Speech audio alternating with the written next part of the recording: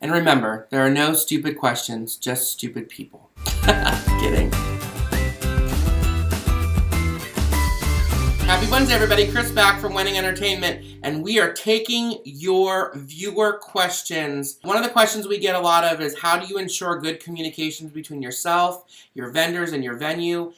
You're going to have to over-communicate leading up to the big event. Most of the time, the vendors will set up one last meeting the week of. Make sure you're available for those. You don't want to skip. You don't want them to assume what you want. The minute you do, you know what happens when you assume. You make an ass of you and me. So don't do that. Communicate via email, via text. And day of, if you don't have a wedding planner, think about somebody that's responsible in your bridal party or in your wedding party, or even a family member that you can make POC that can talk to the vendors, talk to the venue if there's an issue, so that you are blissfully unaware. Pick somebody responsible and you should be in good shape. Another question we often get is, what traditional wedding customs are okay to skip? Whatever you want to skip. This is your big day. If you don't want to do the first dance, you don't want to do the cake cutting, then don't. You're paying for this. It should be a reflection of you and your spouse in your relationship. So if you're not traditional, then don't do any of the traditional customs associated with weddings.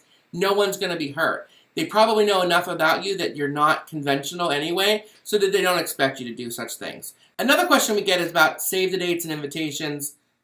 This should come without, being asked. However, yes, save the dates and formal invitations are important. Do not text somebody about your big day. Do not send an email. Do not create a Facebook group. You're really setting the tone that this is a super informal affair. People are least likely to respond in such a group format. When it's one-on-one addressed to them, it requires their personal response. So you want to make sure people are taking it seriously.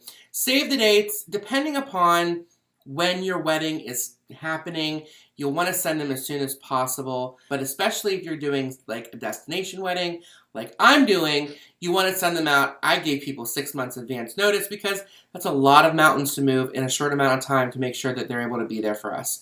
And formal invitations, you're looking at anywhere from 3 months out. Send them out to people because otherwise they may not take it seriously. They may forget to respond. And then you will have kind of a lackluster attendance at your wedding, and that's not what you want.